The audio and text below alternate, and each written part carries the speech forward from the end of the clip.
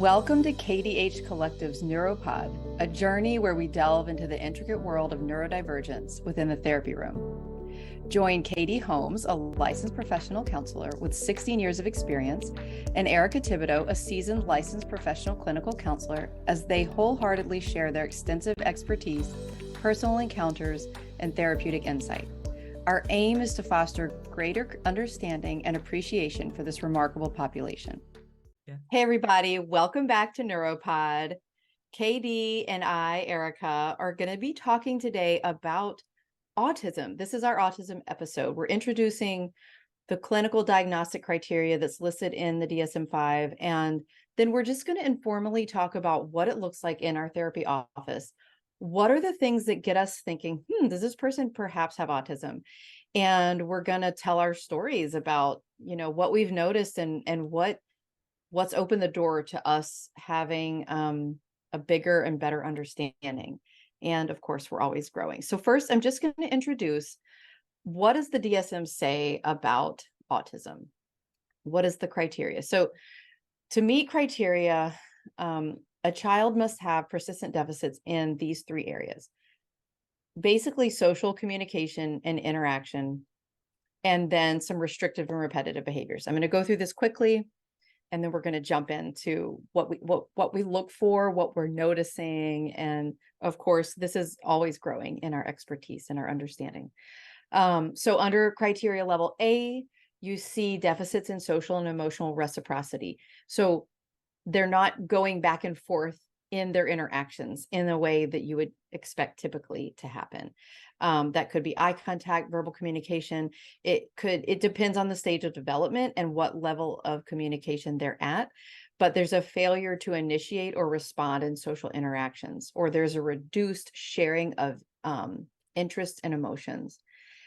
The second one is deficits in nonverbal communication. So they're poorly integrated in their nonverbal and verbal communication. That's where eye contact, body language, understanding gestures comes in. Number 3 under A is deficits in developing, maintaining, and understanding relationships. The example they use is difficulty adjusting their behavior to suit different various social contexts. So difficulties sharing imaginative play, making friends, not able to share interest in what their peers are interested in. And then under B is restrictive or repetitive behavior patterns, interest, activities. It could look like, and you need 2 of these, stereotyped repetitive motor movements, or speech. So lining up toys, flipping objects, repeating phrases, echolalia, repeating phrases in the exact tone that they heard them in.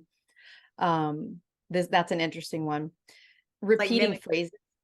Yeah. It's like mimicking, kind of. Yeah. Sorry. It's just like mimicking. I think sometimes that people think their child is freely talking back to them, but they're not. Mm-hmm. Yeah. Or they'll say they're so intelligent, they can repeat every word from this book or every word from this song. And it's not necessarily what we think it is. Yeah. Echolalia. I'll actually hear it in people, like adults, that I'm like, when they're really good mimickers of like an actor or someone they know. And I'm just like, it makes me pause. You put that together with some other behaviors and I'm like, which is what we're going to get into. Insisting sameness, inflexible adherence to routines or ritualized patterns of verbal or nonverbal behavior. So difficulty transitioning, extreme distress at small changes, rigid thinking patterns, or rituals that they have to continue needing to take the same route or eat the same food every day, or some examples. Highly restricted or fixated interests that are abnormal in intensity. So strong attachment to or preoccupation with unusual objects, or perseverated interests where they're just like obsessed with one thing. That's all they can talk about. It's all they obsessively think about. You'll see this in children and you'll see it in adults. And hypo or hyper sensory input, interest in sensory aspects of their environment. So they're either indifferent to pain and temperature.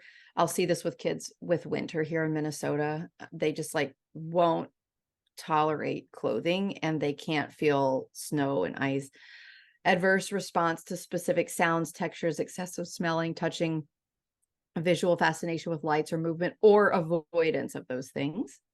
And then we look at the severity. So you classify what the severity is. All right. So that's kind of giving us an idea of what does a diagnostic criteria entail. Keisha, let's flip over to you. I want to pass the mic. What do you notice in your office? What are the things that make you pause or go, and start wondering? So I'm thinking of a situation. I had someone, I was like, I wonder if they have it, right? They were hyper-focused on certain topics, like really, really into them.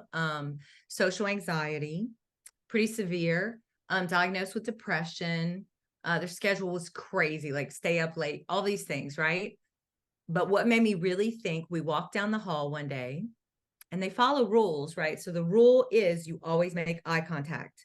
We're walking down the hall where you can't make eye contact. It's uncomfortable. They force themselves to stare at me the entire time walking down the hall. It seems so subtle, but for me, I was like, autism. That's when I just was like, the rule is you stare at each other when you walk down the hall. And that is what they did no matter what. It was an odd, it's so subtle. It was an odd sort of thing. Most people don't do that. They will look occasionally or not at all. But, and they're also, this person was a rule follower, very obedient, a history of following rules. I mean, almost absolutely, at the extent that they would not think about their own needs and how something affected them, the rule would come first. So this type of rigidity, when I start to see it in my office, I'm like, what is this, right? This looks autism. And what's interesting, I think, is that sometimes these people will have asked, because they think they have it, a psychiatrist, and the psychiatrist will laugh at them and be like, of course not. And they go get a psychological evaluation and they have it. Yes. I think that it is dismissed so frequently in so many people. It's just unbelievable. And okay, going off of what you just shared, I had a really fantastic young adult tell me once that, and they were not diagnosed, and this made me pause and wonder. I said, well, it's hard to find topics to talk about with people, and I noticed a sticker on the person's water bottle, so I brought up that topic because I felt they must be interested in it. And I think what we're both describing is when they have learned a social rule that does not come naturally to them. It's not instinctual for them. Like their neurology was not wired in that way, which we really don't understand this, but every day we're learning more and more. But it's an externally imposed rule that they were taught and adopted, and it's like their operating system is running a second operating system. If you've ever had like a computer that you wanted to run a program that was not built for like your Mac or like and so you had to run this pretend operating system for that program to run through, that's how I see this happening sometimes.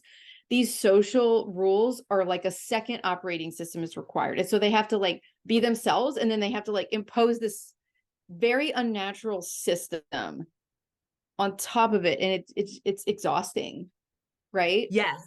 And I think that is at the root of it. It requires so much energy to do, but some of them do it so well that even like when you first talk to them, you're not thinking that's what this is. I think it is more common. I know we said 20%, but I think it's more common than that. It's just people are raised in such a way and their behavior is reinforced, and they're so good at, they don't even know that they're thinking it, right? This is what they were raised to do, and they just do it. Well, and really interesting where you are at in the country versus where I'm at in the country. And there are so many different social rules, and it's fascinating. Like, I think you and I could have a whole thing on that, and the rule, like how autism is missed because of the social like rules that people are taught. It's just interesting because I feel like it's missed more in Louisiana and the South in general, because there are a lot more rules taught right away. in childhood that you might not see it because everyone's acting the same. Well, because we're so social, right? There's like probably poor boundaries. Yeah, that's like a whole. People talk close. I mean, a whole thing. I think it's how I masked and passed for so long because I was taught these rules and I just did them. But if you paid close attention, you would see it's not instinctual and it's awkward at best. You know, this piece of autism, honestly, is where I'm like, do I have it? I mean, seriously, because I am awkward. And when I'm around groups, I often am like there's a missing thing that I wasn't taught that I just don't do naturally. yes, that is another thing I'll hear, especially if I'm working with a younger person. You know, they'll just like be in the lunchroom at school and everyone will have like a thing, like a certain type of water bottle, and they don't understand how everyone picked up on that. And like, when was the conversation had that this is the new item? I remember walking in like third grade and everyone had posters and they were going to a concert and I didn't know who, like, I didn't know how that had happened. Like, how did I miss all of that? Mm-hmm. And I remember it was like a major moment where I was like, I'll never miss that again. And I went and like wrote out every lyric of every popular, you know, it was like crazy behavior to compensate. Absolutely. Man, some of the other stuff, it's interesting, the compensation piece. I'm trying to think of other things people do to compensate. Oh, they'll have so much shame around who they naturally are that they won't even allow themselves to be honest or like really look at what's good for their body. So if they're sensory overwhelmed, right? If they're in a sensory threshold or an environment that's so dense that it exhausts them, they will be like, something's wrong with me before. I mean, it takes so many therapy sessions to be like, no, nothing's wrong with you. Like, it's the environment that's not good for you before thinking, hey, it's too much light, or my family is way too loud. I can't handle all the noise that's in the environment. I think sometimes the sound piece and the light sensitivity, I'm like looking at those things. Or if it can be the opposite, somebody can walk in my office and say, the norm for counseling is we sit pretty far across from each other, and they'll come sit right by me. They'll move their chair or they'll sit on the chair with me. I mean, stuff like that where I'm like, okay, well, that doesn't happen often. So then I'm like, okay, are they on the spectrum, right? Yes. And I think that, so they're just like a really rigid greeting that doesn't feel natural, but also maybe someone has truly learned how to naturally do greetings. So it's not like the things that we're mentioning are never like go to, they're just things that you start to notice over time and then add up, and it makes you wonder, you know, just makes you wonder, is there something? I wanted to mention something that you also are hitting on. We are in a relationship, we're entering into this like what's the word, it's not a natural relationship, right? It's like a false relationship. The therapy relationship is not natural. Like, it's not something we come upon in nature. We instigate this relationship and then we create it intentionally. So it's not something that, you know, it's not a family member, it's not a friendship. And so we're imposing this unnatural relationship onto people who don't do relationships easily. Like their interactions are often not natural, right? The connection there's a deficit there. And so I think that like one of the saddest things that I notice is like when a person has had a lot of failed experiences in therapy, and I wonder about that too. Like, and also if they start telling me that all of their relationships, like either they don't have friends or they're not sure what's wrong in this relationship or work relationships, when I see a lot of relationship deficits, I definitely start wondering, okay, what's the common thread here? And you and I mentioned this in our discussions. I'm always asking, wait, is this trauma? Is this attachment? Is this autism? Like I'm always, is it all of them? So there are so many times where I'm wondering if autism is actually the main thing that needs to be diagnosed. And everything else has been it's coming off of that wheel. It's like a spoke off of that wheel. Well, because think you have a kid that doesn't maybe look at you or interact with you as much as your other children.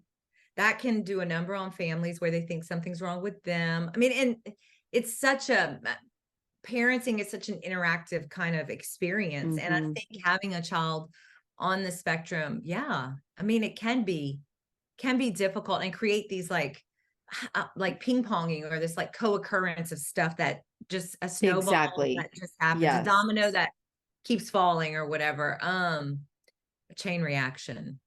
Yeah. And who knows which it is. And I do think when they come to our office with a list of diagnoses, so borderline personality disorder, I'm like, could it be? So narcissism, like no one comes in with a narcissistic diagnosis, honestly. Correct. But if they felt like they had a narcissistic parent, or someone is like, my partner thinks I have narcissism, I'm like, or if even I am wondering, it's because they don't always get social cues. They don't, they're just, their relationships, their partners are tired. It's hard on their whole life, Yeah, keep going. Sorry. Well, because that natural ping-ponging or flow of relationships gets hampered in some way. And I think the narcissism piece is important because, they come in, you're like, are they arrogant? You'll think certain traits, but it's like, no, it's autism. And it's not my, at least in my office, everyone I've encountered, it's not malicious. There's not like a mean bone in their body. It's just what it looks like. And when you start like trying to figure it out, like, what is this? You start realizing that they are normally really sensitive. They want to know how to do it better. These are not narcissistic. Not that they have to do it better, but that's not a narcissistic, like, natural progression, right? It progresses or it starts to break apart differently. And look, and I think it's important to note, like, sometimes there's like an introverted autistic person, sometimes there's an extroverted, and these do look different. Very. And I think sensory seeking, sensory avoidant. And there's a phrase I often say, and it's becoming more and more of a thing. Friends over feelings, or family over feelings, because the sensory experience will be so loud, they can't take into consideration the people, right, in their life in certain moments. And so there's a thing where we're like, all right, this is one for, family over feelings right now, or friends over feelings. I know this rule that someone just broke is hurting your stomach so badly. However, for the sake of the relationship, we're going to have to help you tolerate it. Or they get to choose. I mean, it's not that I'm choosing for them. They get to choose. Is this a friend or a feeling? Which one is more important right now? See, I love how systematic that is. This is where our brains are similar, right? It's like, we have the capability, because we are neurodivergent, of breaking things down into these very tangible, small goals. And that's part of having a different brain, that you can see it so specific. And I think it's valid. I think it's a good one. Oh, and I mean, so often I am seeing the problem when they're describing it, because I get it on every level.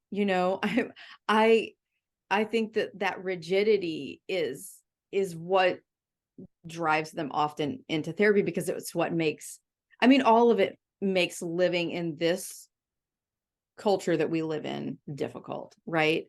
And going back to their parent relationship and their early caregiver relationship, if all of those things are at play and they can't do the reciprocity with their caregiver, their needs often get overlooked. And if they have more needs than the rest of the children, they are more prone to trauma and to abuse. And so there's just so much. By the time someone makes it in the door, if they're an adult and they're not diagnosed, they're